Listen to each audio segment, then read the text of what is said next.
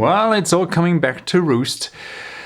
In one of the live streams, somebody asked if it was possible to attach Gerriets Optiblack to glass, and they seem to have listened and sent along a sample of Optiblack with added on adhesive. So let's find out.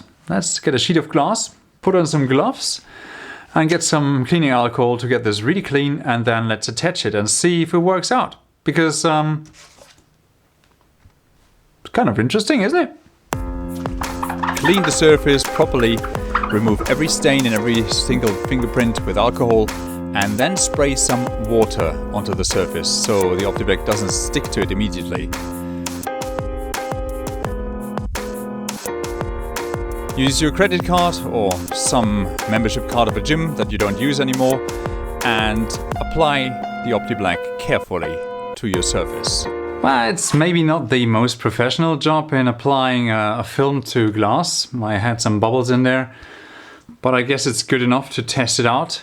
There is two main questions. Which one is the side that you will be looking at? So are you outside or inside? Is this going to be outside when you project from the inside? Isn't there too much reflection on the inside?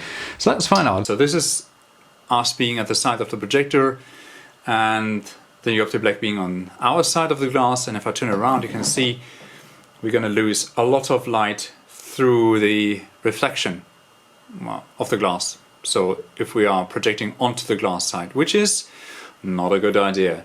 So let me turn this around and let's see what's happening on the other side, because this is the wrong side to be at. This is where the projection is coming from. So you wouldn't use an Optiblack for a front projection. Let's go back. So here we are. This is the reversal side of the whole thing. We're projecting from, well, that side. And now you can see that the difference between being on the side of the glass and being on the side of the Optiblack doesn't really change much of the result. As usual, you can't see a hotspot or almost no hotspot.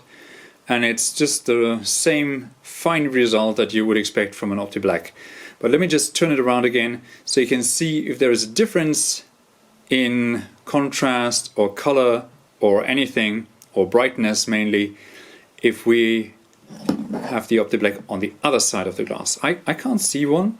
But who am I kidding? You would usually not attach a projection film onto glass and then use it in a dark studio. You would use it somewhere out there in broad daylight, and probably in a shop somewhere. So let's try out in broad daylight. There is one big drawback. If you don't want to keep people from peeling it off your window, you might want to put it in there from the inside. There's still going to be reflections on the glass, so it doesn't change the quality of your glass, it doesn't change the quality of the Optiblack. It's just a method to, well, hang it without hanging it. In short, this is a good solution if you don't have the means to hang a screen somewhere in your shop.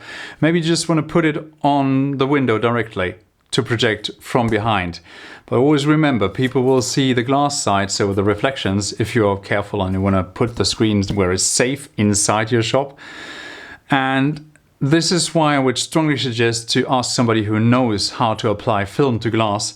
The good news is, if you want to get rid of it, you can peel it off clean.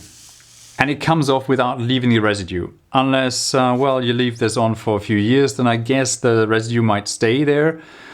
But I think you can get rid of it with some alcohol. So that's all for now. If you like what I did, subscribe to the channel and I'll be seeing you next time.